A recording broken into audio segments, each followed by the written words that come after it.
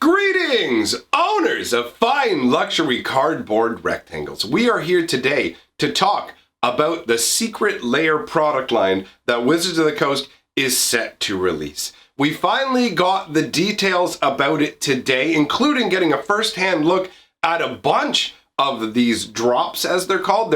It's the Secret Lair drop series. Now, this product is proving to be divisive. It's not really living up to some people's expectations, but other people are pleased with it. In all honesty, it was kind of difficult to determine exactly what was going to be coming down the pike. I did make some predictions, and some of what I predicted did come out to be the case. There were people who thought that this might be some sort of product tied to Ikoria, Lair of the Behemoths, right? Where it's like, not like Land of Behemoths, whatever it is, right? Ikoria is supposed to be a set full of big beastly creatures. So there was people thinking, you know what, this could be something tied to that, maybe Commander decks. That turned out to not be the case. There were people who were thinking this is going to be a full-on loot crate subscription service where you would maybe get magic boosters, get some cards, and maybe some extra magic swag, you know, spin down dice, pins, hats. That turned out to not really be the case, but at least is somewhat closer to the reality of what we're dealing with. So as I said, this is something that's dividing the community. There are people who are definitely on board and people who are not. It's actually a really simple concept. The Secret Lair is a box, okay? It's a box that's big enough to have 200 cards inside the box, but actually what comes in the box are far fewer. All the drops that we've seen so far actually only contain between 3 and 7 items, and they're based around a theme.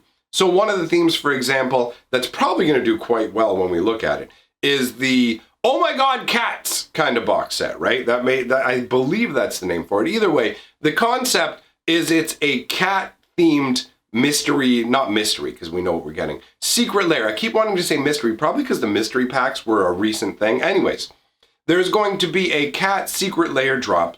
I'll put some images up on the screen here. You can see these are very cutesy style cats, right? Some people have compared them to Star City game, like cutesy style tokens, but these are done in a very non-traditional Magic style. You can see that there is a massive difference between these and the regular style of artwork that Magic has. Magic tends to stray away from being too silly or too abstract. And these cats are very silly. But at the same time, they're just like adorable. The aw factor on these cards is very, very high, especially for people who are like fans of cats. And the internet has shown people love cats. Cats videos on YouTube do massively. There's tons of little memes with cats and stuff. Cats are a big deal. So this seems like a product that is very likely going to sell quite a lot of copies. Now, I don't know exactly what the overlap between cat lovers who love cutesy stuff and the Magic audience is, but it feels like a very safe bet on Wizards' part. Now, you would look at these cats and think to yourself, okay, so this series is just going to be a bunch of like cutesy cards? And no, that's not the case at all. Yes, this cat series has your cutesy Leonins and whatever, but it's not, I shouldn't say cat series, this cat drop box in specific has these cutesy pie ones, but there's a whole range of different styles. What Wizards did was they went out and got a bunch of different artists that are like, they do their artwork in different styles. You can have comic book artists, street artists, whatever. I don't know exactly specifically who they hired, but that's just to give you a rough idea. It's just they're going to pull people from different walks of artistic life who normally they wouldn't hire to make Magic artwork. But they're also going to have more traditional style, what feels like Magic artwork, but with a specialty version. I think one of the better examples of that is the Bitter Blossom drop series box, which actually technically, I mean, there are 5 cards in it, but only one's an actual Magic card, and the other 4 are tokens. I mean, if you take a look at it, it's very striking. It really is. You look at this concept and you're like, okay, so it's a full art Bitter Blossom, which obviously is an attractive proposition. The artwork itself shows some quite lovely looking fairies, and the tokens match the Bitter Blossom perfectly. These are the kind of fairies that are being portrayed in the card's artwork, and you have 4 variations of them. Now, for people like me, I absolutely love, and I mean love, the artwork, the flavor of different variations. So for me, this is fantastic. I love it. You have these little tokens, and some of them, like you have the one in the upper left who has more, it feels more of like a warrior aspect with the way that they're flying and holding the swords. But when you look at the one in the upper right, it's just kind of the pose is more like tee hee hee, I'm just here to have some fun. But overall, it's an interesting concept. Now, when you take a look at the price of these products, these drop series are going to run from $30 US, $29.99, up to $40. That's the range. $29.99 to $39.99, or rounded $30 to $40 US for a box set that admittedly only contains a few cards. The biggest one has 7 cards. It feels like there's a lot of additional unnecessary packaging included here. It comes in an outer wrap white box with a pull tab that you yank along. And then inside there is a big black box that says Secret Lair Drop Series with the name of the particular drop that you've got printed on the side of it, right? We've actually gotten to see these being physically unboxed in a number of different YouTube videos. So we've seen physically firsthand what you're getting here. And the Bitter Blossom one it's an interesting one to look at because it is quite striking. And you look at it and you go, I don't know if this is going to be a $30 or a $40 one. I wouldn't be surprised if it was a $40 one, because if you look at the current secondary market price of Bitter Blossom, it's about in that range. You're going to be looking to spend about $35, $40 if you're looking to pick up a Bitter Blossom. So as a result, this is Wizards really just coming in and in some ways undercutting the secondary market, where they're able to sell singles directly of high value cards, come up with an alternate art variation that has some nice little extra add-ons. So, I mean, this is just one Bitter Blossom. If you buy the Drop Series Bitter Blossom, you're only going to get one. You'll need to buy 4 copies of this if you want a full playset of Bitter Blossoms. That would also end you with 16 tokens as well, which is a considerable amount of tokens. But at the same time, at $40 a box set, which is just the price I'm assuming. They haven't stated which is being sold at which price yet, but I'm assuming this will be a $40 box set. So it'll be $160 to get yourself a playset of Bitter Blossoms and a playset of those Fairy Rogues. Which at the end of the day, that's up to you to decide if you feel like it's worth it. Now for me, one of the most interesting, the one that I found the most striking and interests me the most, is the one that involves the Serum Visions. It only has 4 cards, but they all have such strikingly different and interesting artwork. And the first card, the first of the 4 Serum Visions, honestly feels like something you could find on a Magic card to a degree. It's out there, but it feels like this might theoretically be like done as a Magic card, maybe.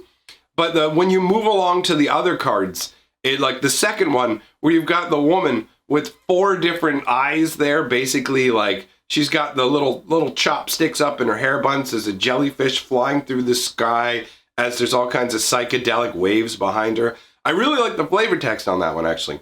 Why stop at the 3rd eye, came a whisper from the cup. Drink more and open them all. This is like a shaman version of like visions, right? Where it's like, you know how they'd have them mix up the crazy cactus and stuff like that to give them particularly potent visions. It's got that kind of a vibe, and I like the idea of like, normally I'm opening my 3rd eye and gaining wisdom. The idea of like, why stop at a 3rd eye? I like that, honestly. The 3rd Serum Visions is also very striking with that crazy, again, the 3rd eye open on the forehead. You've got this crazy looking chick who originally kind of gave me Liliana vibes when we just saw her on the poster, but now when I have a closer look at the card, I can see that's not the case. It does have a little bottle of what could actually be the serum that you drink. Like this is some kind of mystic who's imparting upon you this liquid that is going to infuse you with knowledge. So that's very interesting. And the final Serum Visions is just bizarre. It's got an 8-bit feel to it, like it comes from, honestly, when I look at it, it gives me kind of like Undertale or other like other retro-based video games kind of feel. It's pretty funky. Like the flavor text on some of these cards, like the first Serum Visions that says future, present, and past become one in the blink of an eye. isn't that exciting. It feels like fairly bland. But the flavor text on the third one, she drank and in the depths of the blind eternities, an ancient eye opened. That's pretty flavorful. The flavor text on the final Serum Vision says, what would you exchange for a cosmic secret? Any payment is a small price for insight. And I mean, that makes sense. And again, in all of these artworks, you can see the concept of the serum represented in different ways. In the first artwork, you can see it as like a pool of liquid there. In the second, you see it in the bowl she's drinking. And in the third and fourth, they're both represented by differently shaped, interesting bottles of liquid. So overall, I really, really like the options you have in terms of artwork. The idea of being able to pimp out your playset of Serum Visions, and I believe these are actually in foil as well, although I'm not 100% on that. I believe these are supposed to come in foil. So I really like this concept. And as an added bonus with these box sets, they've decided that what they're going to do is give you the cards on MTGO. Now, Arena doesn't have a lot of these cards, so instead what Arena's doing is they're having specialized sleeves made so that you can have these sort of artworks as card backs. And I like that. I like that conceptually. I like them as an added little bonus. Obviously, that doesn't mean anything for people who only play paper, but then you have the cards. So this product is divisive to people because of the whole, like, I don't feel like I'm getting that much. And also there are other valid complaints, like people looking at the one that's just 5 foil snow-covered lands and going, okay, this is just 5 lands. And on top of that, the unboxing video showed them coming up curled. Those are genuinely valid complaints. For me, this is a product that I'm perfectly fine with the existence of. How they're going to create these guys, in case you're wondering, is you're only going to have 1 day to order these. They're only going to be available on sale for 1 day, for a full 24-hour period. But unlike previous products, like the Mythic Edition, the Deluxe Edition, where they're like, okay, we're putting it on sale, and we only made this money, and oop, they're all sold out. It doesn't work that way. What they're doing is they're letting any number of people order as many copies as they want, and then they're printing them after they've been ordered. So in this way, Wizards will be able to satisfy all of the demand for a product. They don't have to really worry about any sort of ill will from the company, because unfortunately, with the previous Mythic launch, they actually ended up getting themselves sued. That's how badly that went. So this will help them get around that. It will allow everybody who wants one to get one. You don't have to be sitting on your computer at a particular time of day like, oh my God, I have to be at my computer at noon and I have to keep clicking refresh to try and get this product. So it removes all that sort of issue. You only have 1 day to order these, so that is a narrow window. There is that issue. But if you compare it to other limited releases they do, they all go like that anyways. So really, what's the difference there? And this is a pick and choose kind of thing. Do you like adorable cats? Awesome, you get that. Have you wanted bitter blossoms, but you didn't want to pick them up off the secondary market, or you were about to? Well, now you've got the opportunity to pick these specialized ones up that come with these tokens, right? Now, I don't see a real issue either with anybody buying these and flipping them immediately, because anybody who wanted them would be able to purchase them within that 24-hour window. So it seems like this is a good way for Wizards to be able to find out the right price level to be selling things at and not have to worry about basically flippers making a bunch of extra money off of them on the secondary market, finding the right level. Now, admittedly, it does feel like a really big box set just for the few cards that come in it. Like when you open it up, I already felt like the Signature Spellbook series had a lot of packaging for what was just like a 9 or 10 card booster, right? And now you've got something where you're getting 4 or 5 cards and it comes in this huge box. And admittedly, if you're going to do something like foil Snowlands, I understand when people are upset about that, because they're like, look, you don't make flat foils. So as a result, I can't foil out all the lands in my deck unless I'm going to foil the entire deck, because it will look like all my lands are marked cards. And that is actually a genuine valid complaint. Overall, I see this as an interesting product offering. I don't know if the fact that the box is bigger means that they intend to offer more cards in the future, or maybe include some other small things, or if it's just supposed to be a bonus of, hey, check it out, it comes with a deck box that you can use to hold cards in. I don't really know 100% what the angle is that way, but overall, it does feel like, on one hand, you're paying a fair bit of money for a few cards, but on the other hand, the reality is Magic's already an expensive game. That is just what it is. So the fact that this is a product that everybody can get as much as they want of, I like that. The fact that Wizards is experimenting and giving us stuff we would never see in regular boosters, I like that. At the end of the day, look at the Serum Visions one, for example. They had to pay 4 different artists to do those 4 pieces of artwork. I don't know how much it costs for them to commission an artist, but if it's $1,000 a painting, just a number I'm making up, if it's $1,000 a painting, right, then all of a sudden they had to pay $4,000 just in the cost of creating the artwork for these cards, on top of the printing and the packaging and whatever. So I don't know, man. I lean towards I am perfectly fine with this product. I don't think that it's terrible. It also didn't kick in my door and go, hey! It was more just like all right, that's different, that's interesting. As someone who enjoys artwork and flavor, I am happy to see that we're going to have more variations going forwards.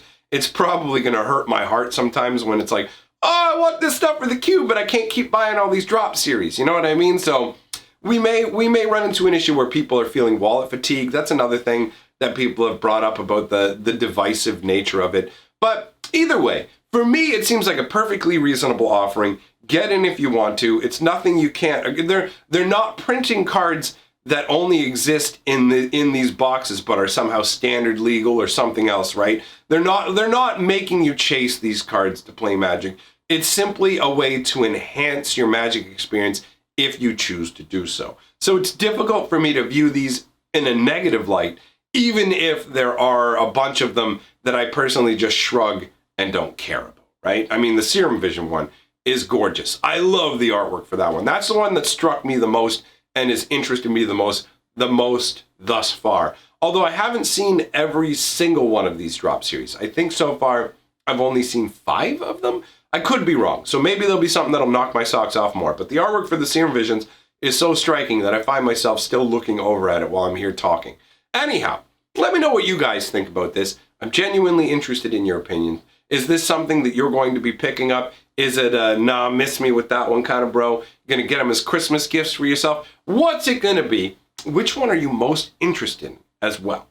Thanks for coming by, my friends. Big shout out to all of my patrons and channel members for supporting what I do here. It means a lot to me. And remember, together we are the 6th color of magic.